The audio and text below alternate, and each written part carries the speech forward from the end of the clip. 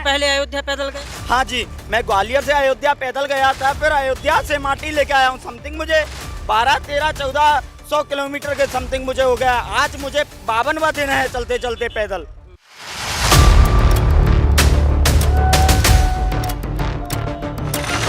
रास्ते में जूते चोरी हो गए? हाँ, रास्ते में मेरे जूते चोरी हो गए थे। उस समय मैं पीड़ा में था, क्योंकि मैं उस समय 400 किलोमीटर की यात्रा कंप्लीट कर चुका था। मेरे छाले हो गए थे, ब्लड भी मेरा निकल रहा था। उस समय पीड़ा में था, जब इन्होंने मेरी सहायता की और आज तक की यात्रा में इन्होंने मेरा बहुत साथ दिया।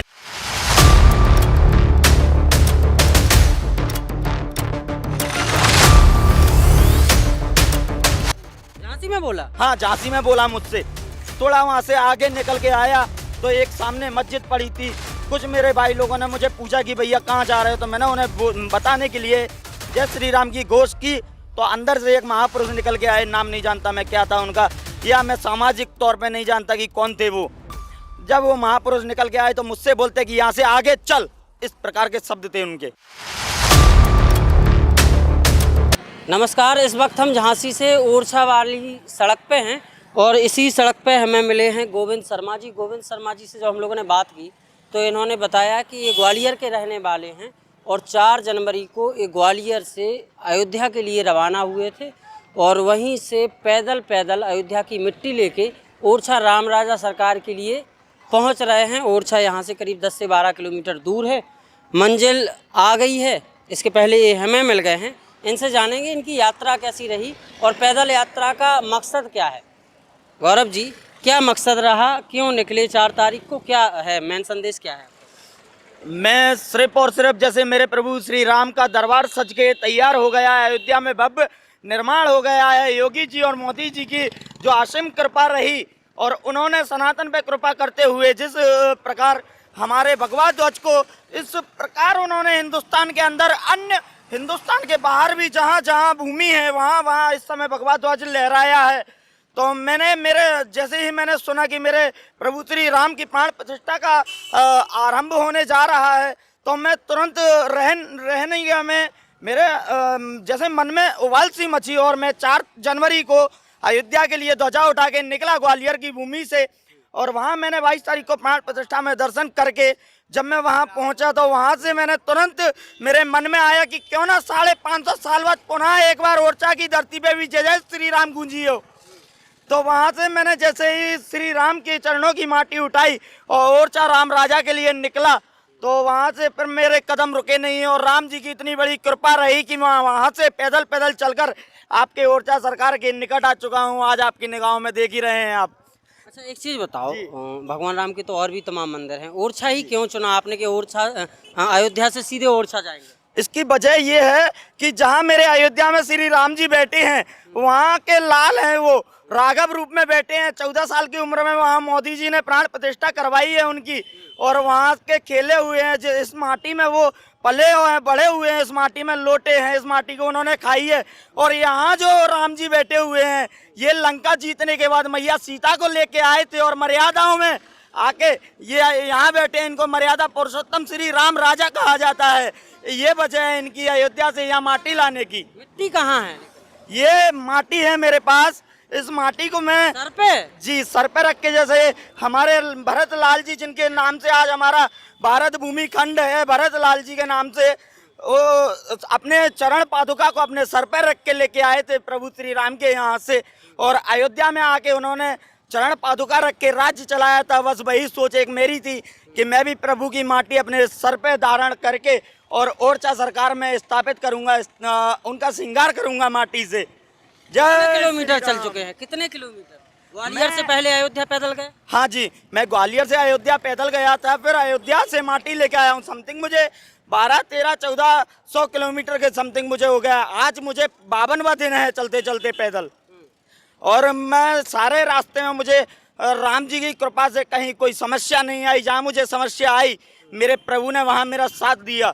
मुझे एक चीज़ बताओ, ये जो आप पोस्टर लगाए हो आगे, इससे समझ में आ रहा है कि आप कहाँ से कहाँ जा रहे हैं। ठीक है, दूसरी तरफ हनुमान जी के नीचे फोटो है, मोदी जी की भी फोटो है। ये बड़ी एक अनमोल बात है। इसको मैं सभी मेरे दर्शकों से भी मैं बोलूँगा कि ध्यान से सुने थोड़ा।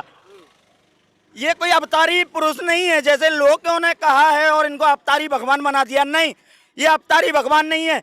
ये इस भारत खंड में बनाए हुए राम जी के हाथों से एक ऐसी मूर्त है जिसको राम जी ने स्वयं अपने हाथों से बनाया, किसी सांचे से नहीं बनाया। किसको? मोदी जी?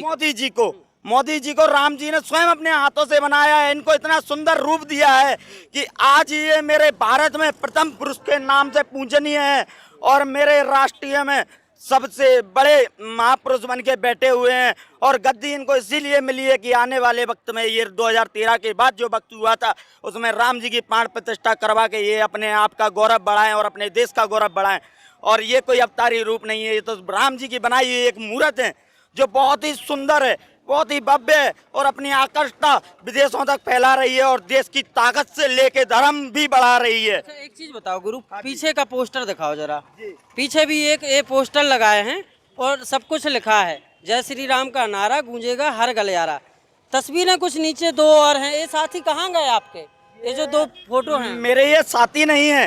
हाँ, मेरी यात्रा में ये वो राम भक्त हैं जो राम जी के काज में मोहे कहाँ आराम। ये जितने भी राम भक्त हैं उनका बड़ा सहानुभूति से साथ दे रहे हैं। इनका अमित चतुर्वेदी जी नाम है, ये बाराबंकी के रहने वाले हैं। ये पीछे फोटो है? हाँ जी, पीछे जो फोटो है ये बाराबंकी के रहने वाले हैं।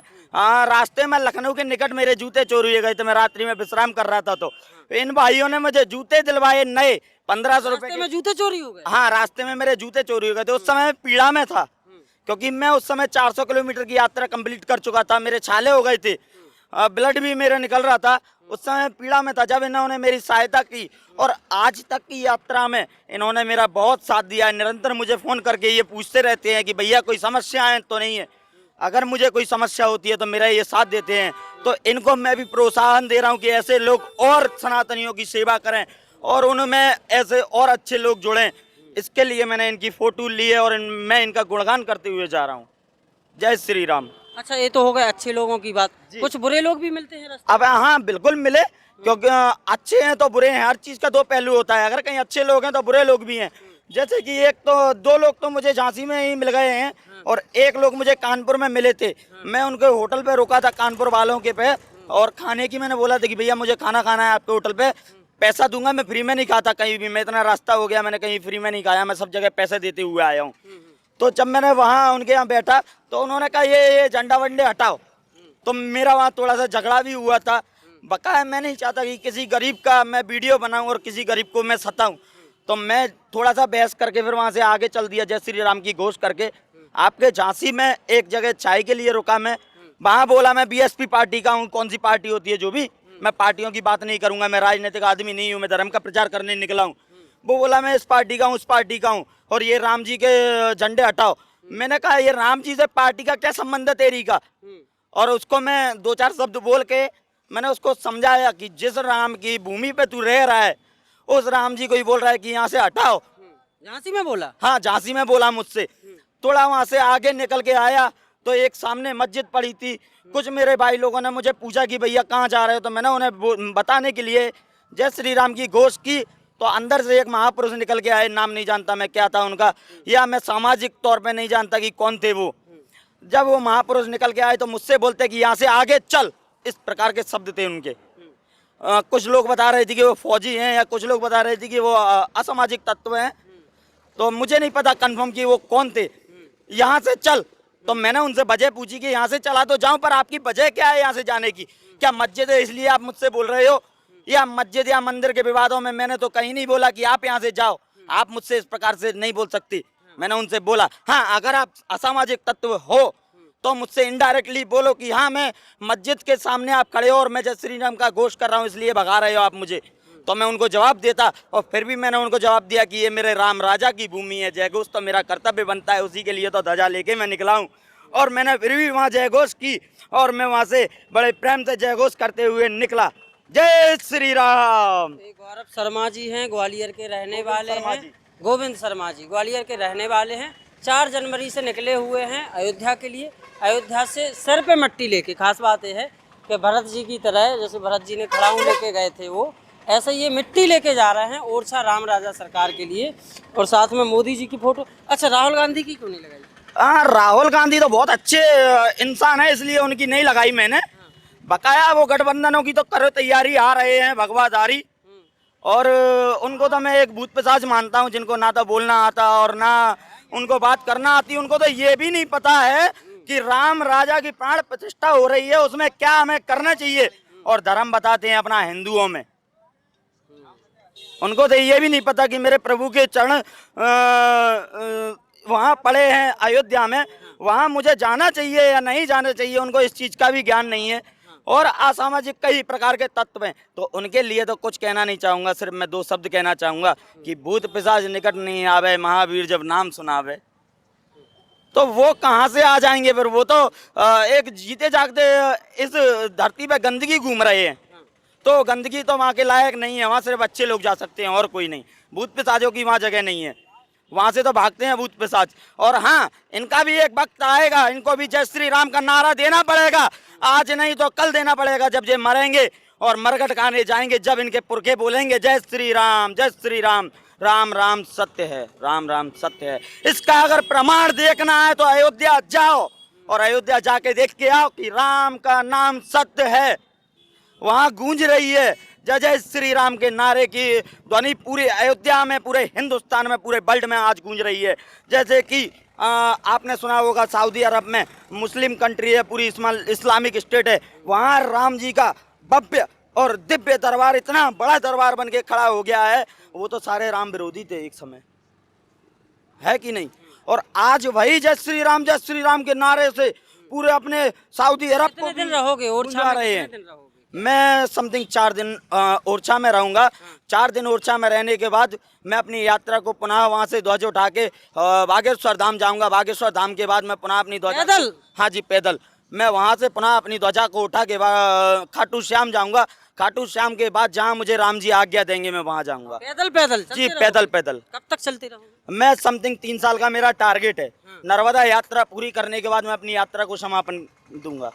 3 साल पैदल पैदल चलो? हाँ जी, नर्मदा यात्रा मेरी 3 साल की यात्रा होगी और नर्मदा यात्रा कंप्लीट करने के बाद मैं अपनी यात्रा को समापन दूंगा। प्रभु श्री राम के चरणों में अपनी ध्वजा पुनः एक बार रख के। जय श्री राम।